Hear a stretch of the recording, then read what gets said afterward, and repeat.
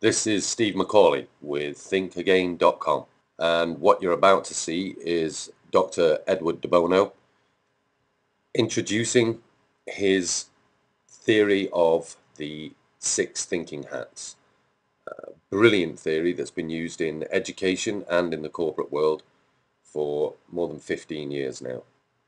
It's worth bearing in mind that Dr. de Bono was named in the list of the top 250 people to influence mankind in the 20th century and is currently the EU ambassador on thinking. It amazes me that many people are still not familiar with his work when he is in actual fact one of the most influential people alive today. I will hand the microphone over to the man himself and allow him to expand on the theory of the 6 thinking hats. Welcome to this talk on the 6 thinking hats, which is a powerful tool, a powerful method of improving thinking in the classroom and indeed elsewhere. Supposing I were to ask you, what do you think is the most important invention that mankind has ever made? Well, you might say, of course, the computer. Computer can enable us to do wonderful things and getting better all the time. You might say a space rocket, which can enable us to go to the moon and beyond to Mars. There's all sorts of things you might say. But supposing I were to suggest to you that the bicycle, the very simple, humble bicycle, is one of the most important inventions ever. Now, my reasoning is simple, that what the bicycle does, and this will more or less look like a bicycle. What the bicycle does, it allows a human being to use his or her muscle energy in a much more effective way. In other words, the bicycle doesn't use any other energy, as indeed a rocket does, or to some extent a computer does, although a small amount of electricity, but to use human energy in a much more effective way. Now, of course, if we imagine 2 people having a race, and they set off to run the race, and let's suppose this is a rather fat person for the moment, the thin person will obviously or likely go faster than the fat person. But now if we train the fat person to learn how to ride a bicycle, then once that person has learned, that person will go much further and much faster than the person without the bicycle. Of course, there is a learning period in which the person learning to ride the bicycle may not do as well as he or she would have done without the bicycle. But what the bicycle does is to allow us to use our human abilities much, much more effectively. Even if we look at a simple ladder, what does a ladder do? A ladder allows us to use our human muscular energy to climb to higher places in a way that is much easier than we would have to do without a ladder. So these are ways of improving the use of our existing abilities, energies, skills, and so on. I'm going to put down some figures.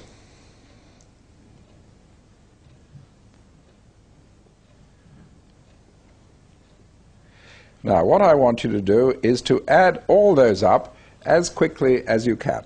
Just add all those up as quickly as you can. Nothing magical about it, simple arithmetic. Add them up as quickly as you can. Well, that's not so easy. But let's suppose I put them one under the other.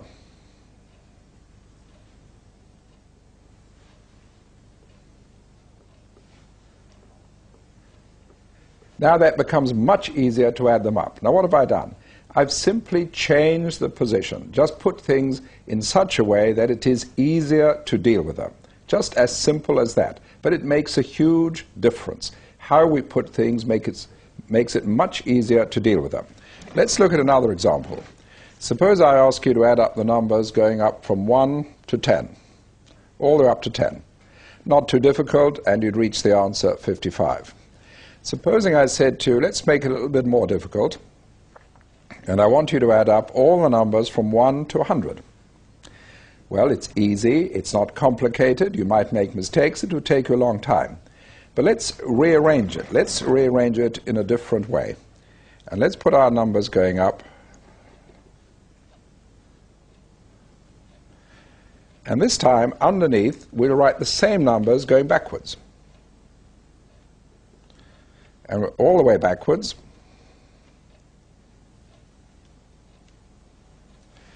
Now we add them up. We add the top line to the bottom line. We'll always get 101. Because as we add 1 on the top line, we subtract 1 on the bottom line, the total stays the same. When we've finished, we'll have 100 times 101, twice as many as we need, and the answer is 5,050. Now, there we're rearranging things so we can do something rather more complex and do it more easily.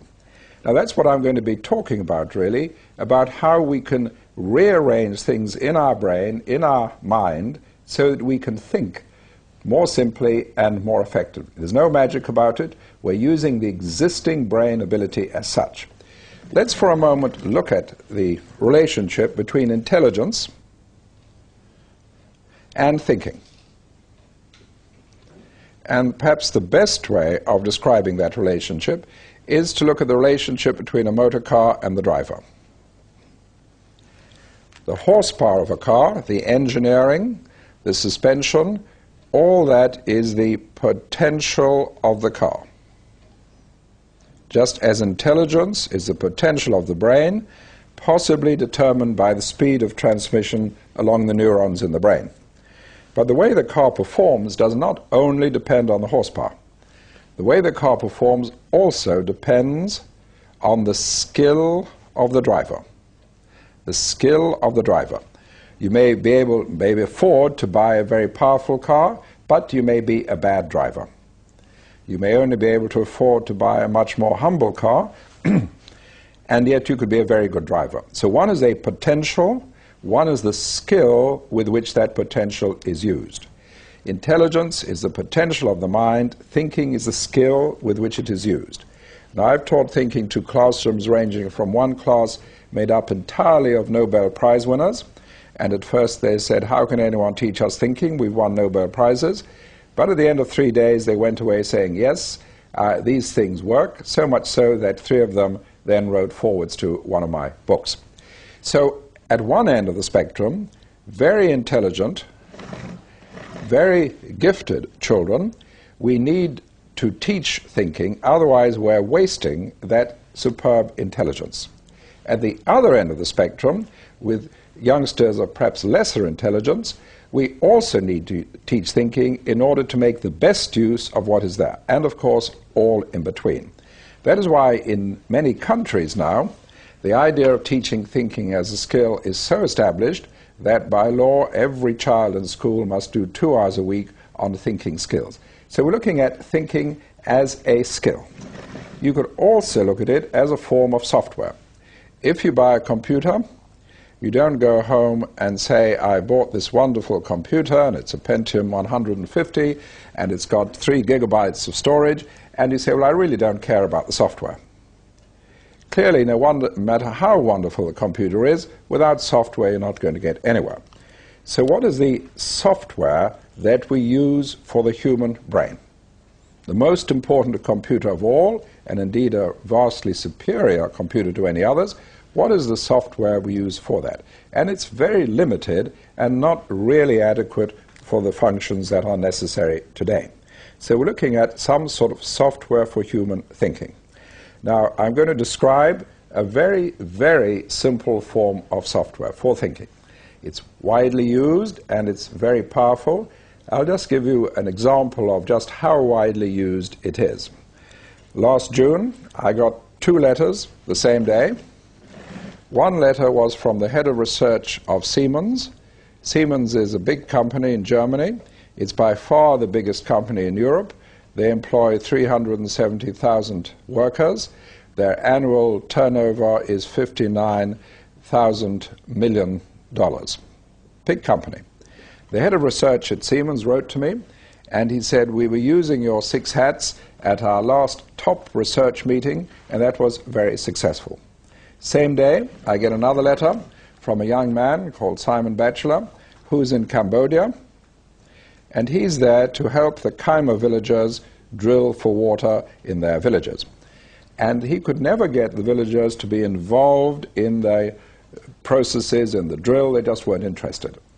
And what he was looking for is some way of getting the villagers to be involved. He had his daughter with him, who was out of school, so he had one of my books called Teach Your Child How to Think. From that, he took the 6 hats, started teaching this to the Kaima villagers.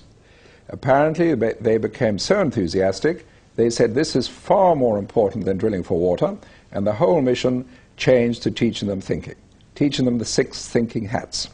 Some days later, I was in Wellington, New Zealand, and the head of Wellesley College, one of their leading schools, says we teach that routinely to our 5-year-olds. So there we're looking at this framework of thinking which I'm going to talk about, which really goes across from top executives in one of the world's largest companies to 5-year-olds via Kaima villages.